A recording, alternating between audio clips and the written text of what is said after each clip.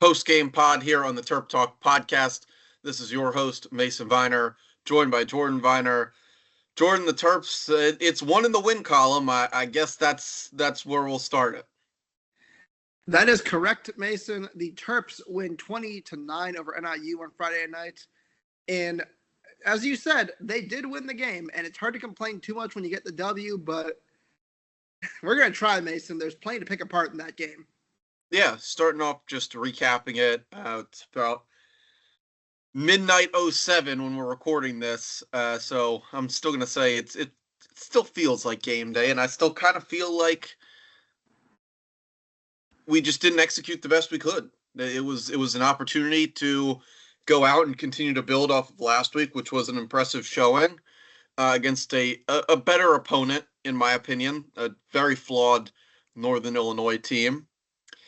And we just didn't really, I don't want to say didn't really bring it. I don't even know what the word is. It felt like the game never really started. And we were just never on the same page, never on time in the offense, drop balls, throwing the ball behind folks, and just like really didn't get it done.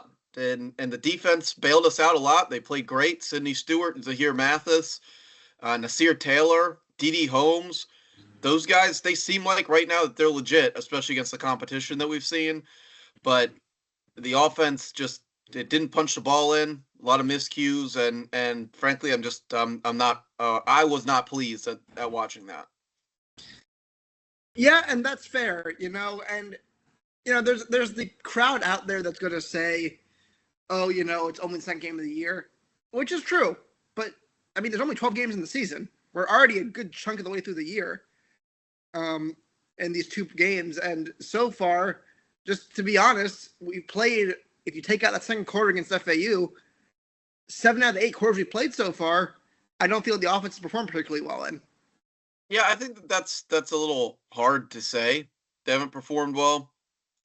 The ball just didn't make it into the end zone today. There were some good drives that resulted in the drop pass in the end zone. And offense is a team sport, so maybe I should save it for the quarterback portion of it. Then that fumble, and look, those two things drastically change. If you look at this, it is 34-9. You're thinking a lot differently than you are 20-9. And I don't really want to buy in too much to this game and where the season's at, just like we bought in so far the positive way so many years in the past, after that West Virginia win, or after a lot of people, including myself, thought that we righted the ship last year in Charlottesville after the early blunder against Michigan State. It's one game, and there are positive takeaways. There weren't penalties. We did not beat ourselves. There were plenty of opportunities to beat ourselves. We didn't beat ourselves. They stopped the fake punt. And there were a lot of things that I feel like a year ago, maybe they're basic football things, and I shouldn't really be patting us on the back for it, but I'm going to go ahead and do it. There were things that we did this year with this team, with these coordinators in the game tonight, that I felt like a year ago we would have found a way to beat ourselves. We would have found a way to commit dumb penalties. We would have found a way to become really impatient with the calls on offense. And defensively, they just wouldn't have brought the same pressure. So I was happy about those things. And look, as Jordan, as you said, right, I'm going to try and not be angry about a win. But at the end, I don't feel like we met I'm going to use the Michael Oxley word, the standard that we wanted to. But as a team, we got to get better week over week. And I didn't really think we did that. And that is a little scary. Well, Mason, that's a pretty solid game take, I think. And I agree with you on a lot of those points. We left some meat on the bone, I think is the way to put it today. And it's frustrating because, as you said, we're not improving week over the week. At least, or 2 weeks in, limited sample size. But like I said, there's only so many games in the college football season. You got to take each game with the importance that it deserves. And I don't know if we really got there today. Defense did play well. They made stops when we need to. Penalties, I know we talked about this before we started taping, Mason. Penalties and cutting those down cannot be overstated. That's been a huge Achilles heel for this team. And before we get into going position by position, I think it's worth mentioning that something else we talked about earlier is if you're Northern Illinois and you study Maryland and the team under Mike Locksley the last 7 years, you'd say if you're an inferior opponent how am I going to defeat this Maryland team? You say we're going to play clean football, we're going to run the ball, shorten the game, and let the team make mistakes and shoot themselves in the foot till they lose. And Maryland, for all of its flaws tonight, did not do that. Penalties were kept to a minimum. Outside the Malik Washington kind of fluky turnover, they didn't really make any critical mistakes. Maryland played a clean game, if unimpressive, but they did do what they had to do to win this game. It never felt like the game was really in doubt for me. Yeah, I would agree.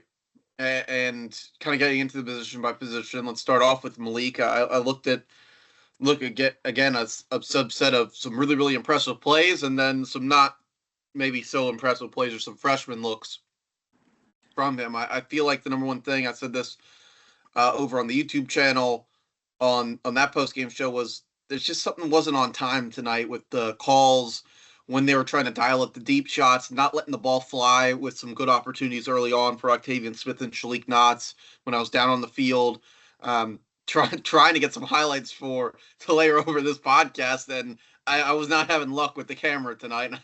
Terps just were not making the plays for it. But I don't really feel like he let the ball rip, but he is an exceptional talent. Some of the throws that he did make, the way he's climbing the pocket, the way he's seeing the game, I feel like he's seeing it. It's there. Just got to trust it. He's got to kind of work here in this Towson game, taking it as an opportunity to find a way to start fast, start to build that confidence, and you really see just how good he is. Certainly does not really want to run the ball, and he can. He had the one read option play when they were really just trying to move the ball and switch it up. I thought there were a couple of other opportunities where that could have worked out. But he's not a running quarterback, Jordan. I'll go back to it, and I hate the NCAA football video game for it. The fact he's a pure runner in that game is just not right. It's just wrong. Yeah, I think that's a fair take of Malik. He was not on his best game tonight. I think that's pretty apparent. And one play that I think summed that up, Mason, I don't know if you recall this one, is in the first quarter, he had Shalik Knotts for a wide open touchdown on the second drive of the game, and he missed that ball really badly deep. And those were the type of plays that, frankly, look, he's 18 years old. He's going to make mistakes, and it's one of those things you can't kill him for. But if we're being fair and honest, those are plays you have to make. And there was a few of those tonight that I felt like he kind of missed on. Yeah, and then his receivers didn't help him out much. Again, the drop passes. And look, I look at it, and I look at it with through a lens of one, seeing it level, right, being down there on the field, and two, looking at it from like the scheme and the concept and what we've gotten a chance to talk to Pep Hamilton about, and the timing's just a little off on a lot of those drops. The Dorian Fleming one in the end zone, the timing was not off. That was a horrible drop pass. And that's a mental error more so than I feel like it's a physical play.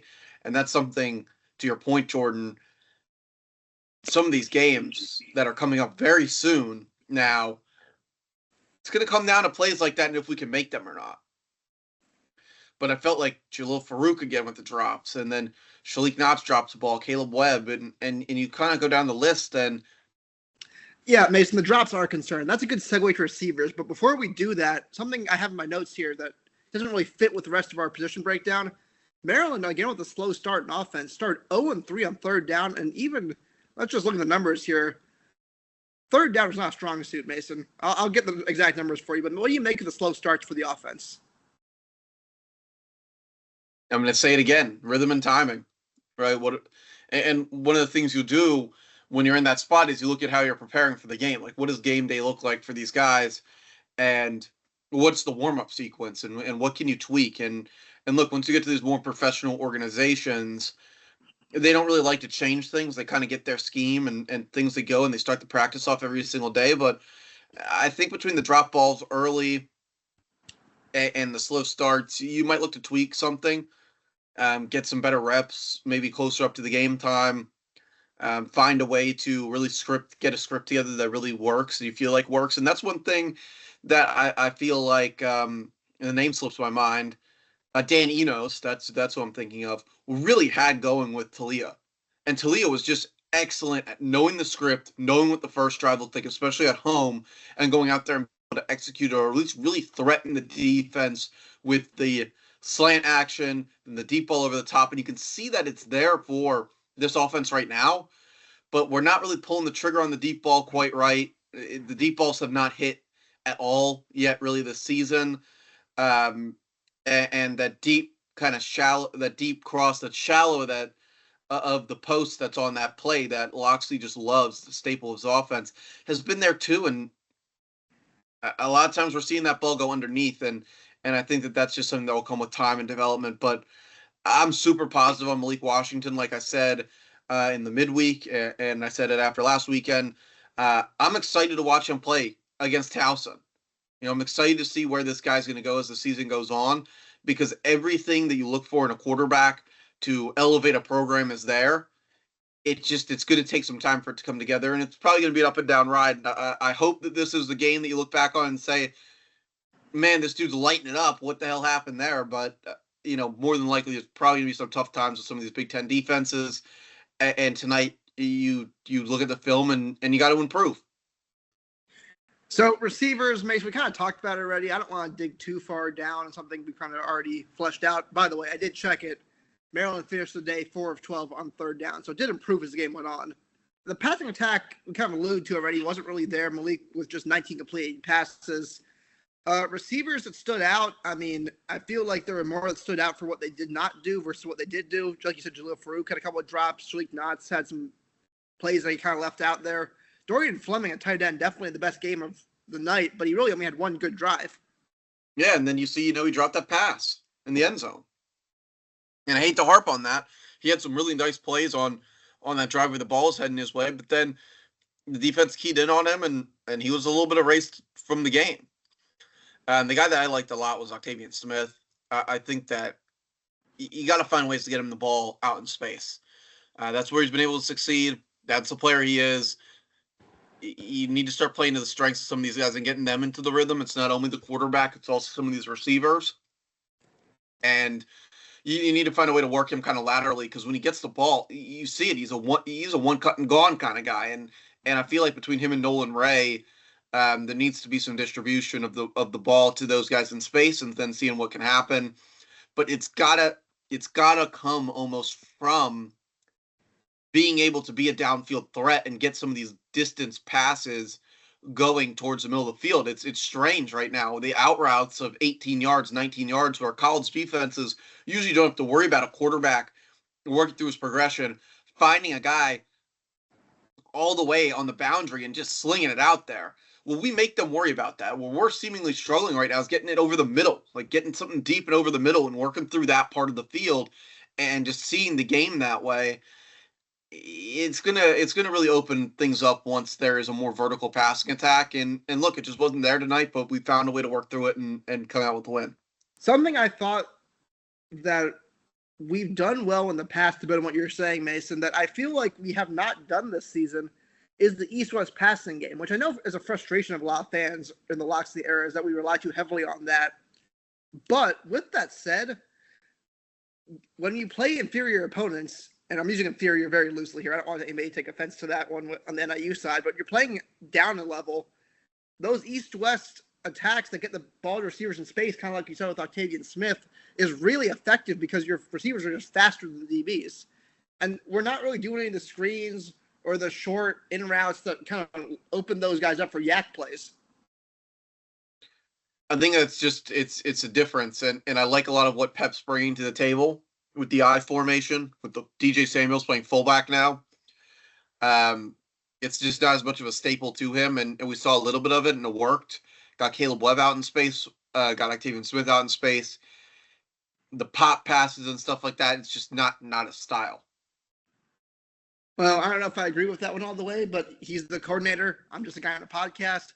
I do have to say, though, Mason, it's a big highlight in my notes here. Shout out Caleb Webb, because he made the fake punt tackle, and if you watch that playback, that one actually could have broken off, but he made a really good play on that one, so he gets a shout out for that one.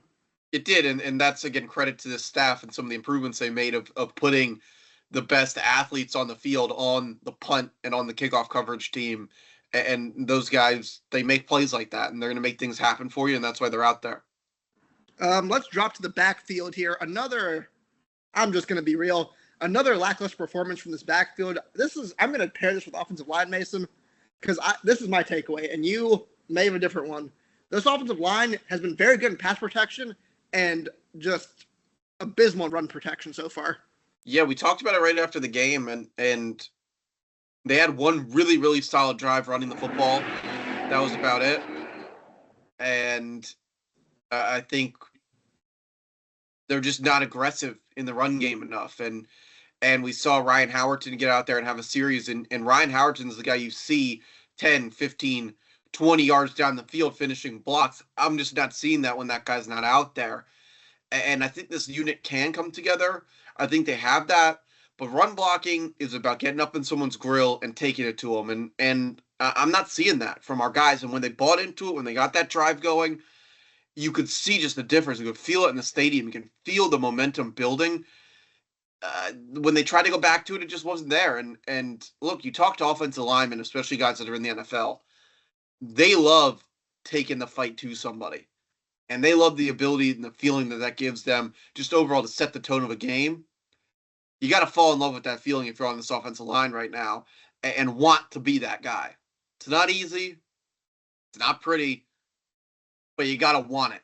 And I'm not saying that we don't bring effort to the game, but I'm almost feeling that maybe we don't love the dirty plays enough and trying to really like push the other team and go in for that kind of kill shot, kind of punch in the mouth and really set it up. I don't think we're bought into that mindset enough to really be successful running the football. And NIU is a good taste of what comes in Big Ten play.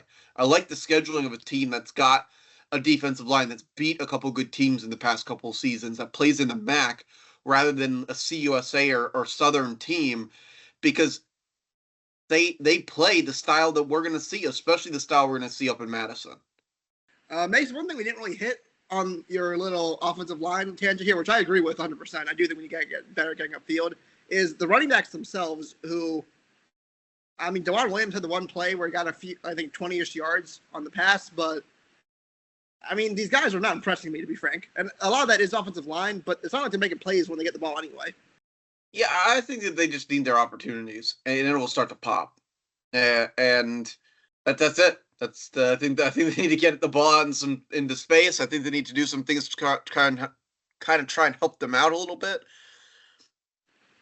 But when we're getting beat, guys are making retrace tackles on 3 yards out on the field.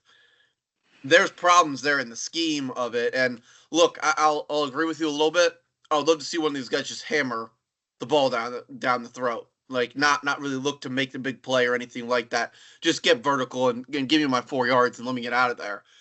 But I think the style is they're trying to follow the blocks. They're trying to see where it should be. It's a lot of zone run concept, and maybe it just needs to go, power eye straight up the middle, and let's take our 3 yards and live with it. All right, Mason, stepping away from Maryland Stadium for a minute here. Let's talk some non-revs real quick. For those who are fans of non-rev report, it's still here. It just got moved to the middle of the show. Mason, let's start off as always with women's soccer, who dropped their second straight game, this time to James Madison, Thursday night on the road, 1-0. Disappointing for sure. They will face Penn State in the Big Ten opener on Thursday. I mean, middle of a rebuild. I'm not expecting too much else out of them the rest of the way, but I hope I'm wrong.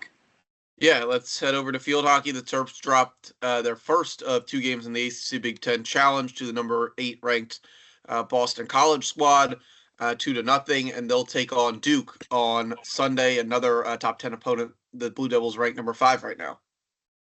Yep, tough one. Hopefully they bounce back against the Blue Devils. Volleyball. Hey, volleyball got a win after losing their first, I believe, 3 games, taking down ODU in straight sets.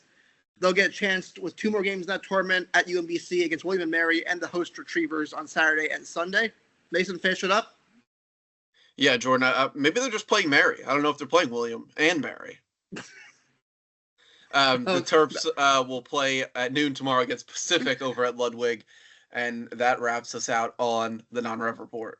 No, that was a bad joke, Mason. I hope our viewers appreciate how bad. You know what? That's one for a loyal listener of ours. You know what? I'm not going to call him out. It was an old line tailgating joke from earlier today. I think we know who it's from, Jordan. Shout out Ben Page. Yeah, I do then. No, it's not. Not Ben Page. No, I'm not saying it was Ben Page. I'm saying shout out to him for putting on the tailgate. But I know who that was a good time over at the old line, and enjoyed seeing some of you guys that listen to the show over there, and thank you guys for saying something that means a lot to us. Always. Looking forward to being back down there in a couple weeks. Mason, flipping sides to a more positive end, the defense, I thought, played very well overall. But we got to start with the absolute height of the game. The edge rushers, with Neil Avery still out, are performing at an extremely high level so far. Yeah, no doubt. Really love watching these guys play. Getting downhill, it's a breath of fresh air into this defense. Zahir Mathis, Nasir Taylor, those are the two guys. And look, I'm going to say those are two guys that stand out to me. And then, you know what? You can't not mention Sidney Stewart, who almost racked up his second safety in as many college games as he's played. These guys, it's just such a difference in the level of talent they bring to the field, the aggression they play with. I really like the scheme right now. It's a breath of fresh air. It's a more aggressive look. And then a guy who I just have to give a really big shout out to is Trey Reddick. He's now playing in the inside linebacker position. He's moved back from that edge rushing spot. And today he gets 11 tackles. He's looked really good in it. He looked definitely more settled into his role today. But him and Daniel Wingate combined for 25 tackles, Jordan. 1 sack between the two of them. 1.5 tackle for loss.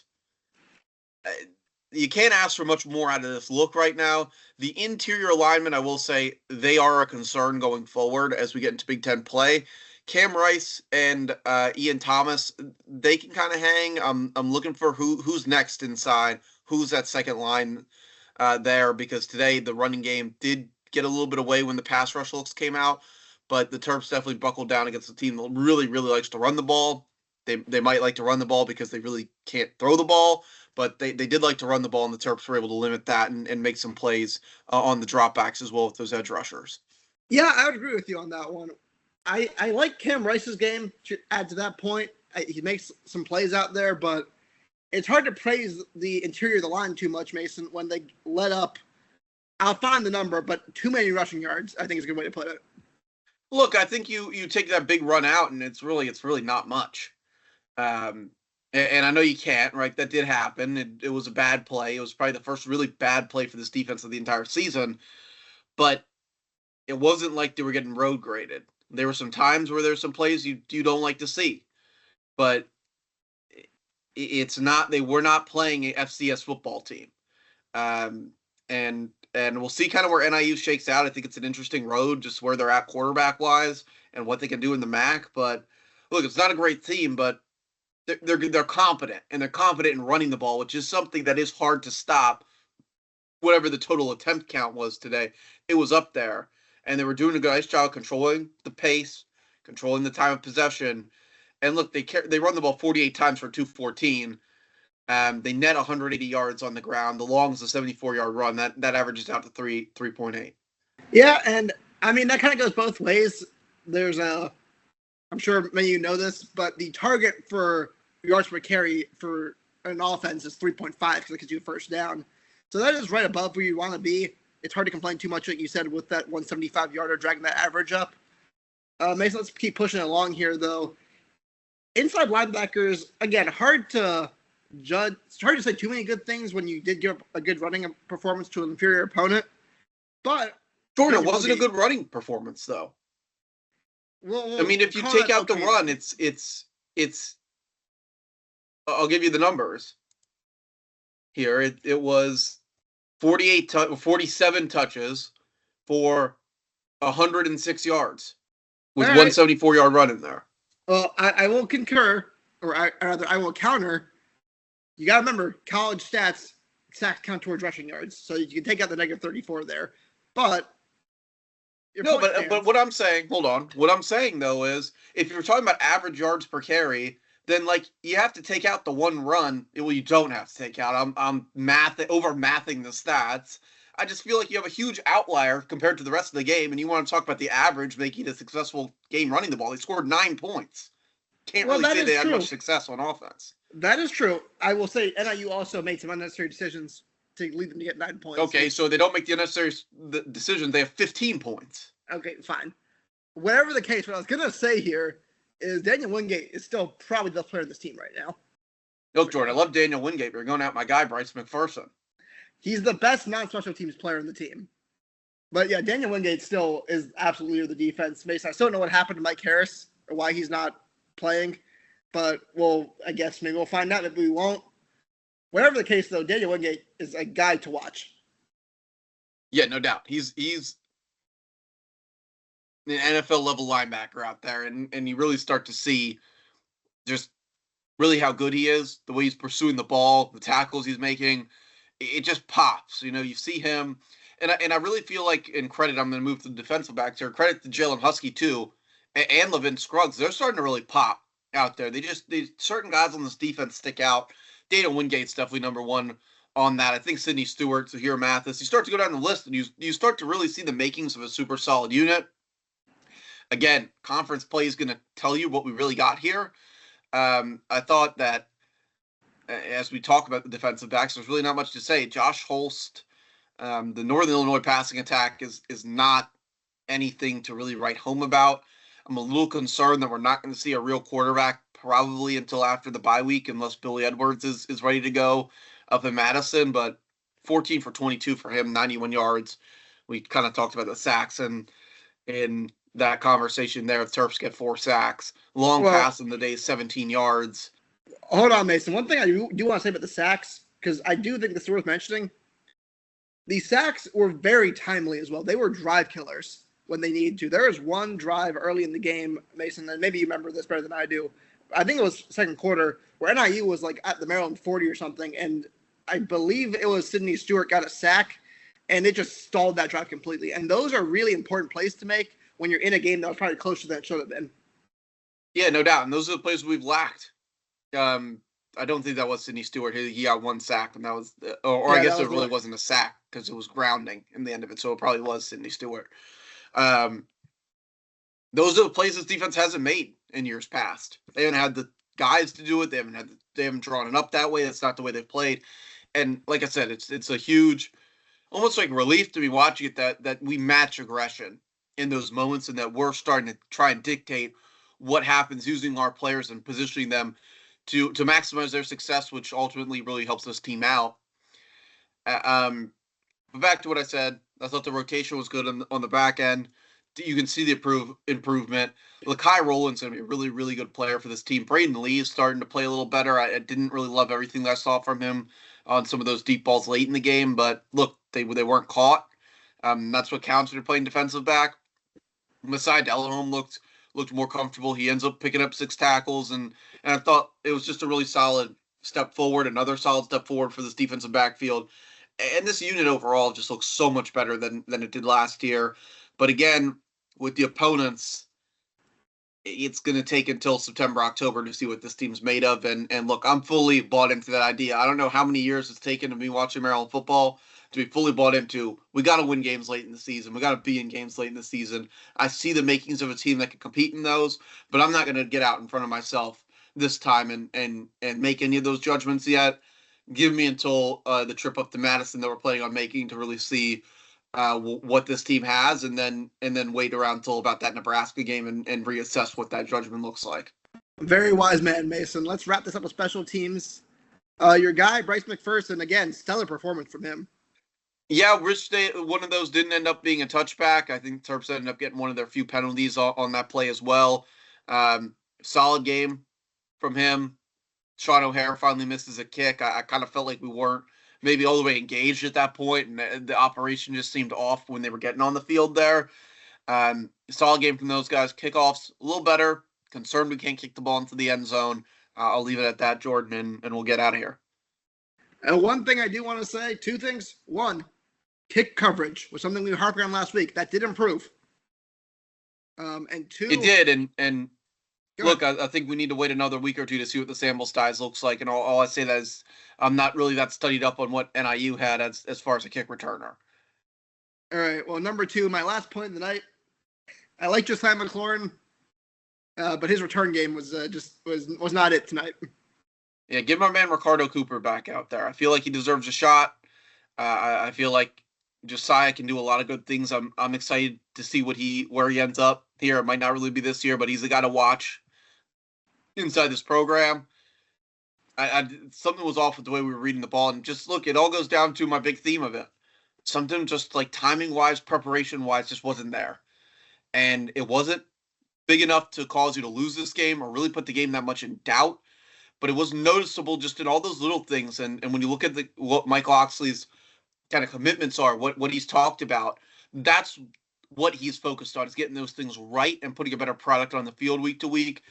Took a step back this week, have another opportunity next week. And Jordan, like you said, right, you're guaranteed 12 of these opportunities. Every one of them you got to value, you got to cherish, and you got to put your best foot forward. Tonight, I don't feel like we did that, but it's easier to say that in the moments where you win rather than the moments where you lose. And I'm just hoping these young guys, continue to take the coaching, buy into the program, and make improvements in next week and beyond.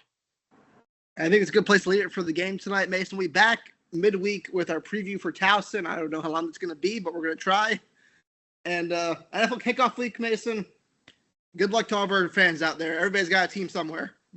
Yes, sir. Looking forward to it on Sunday.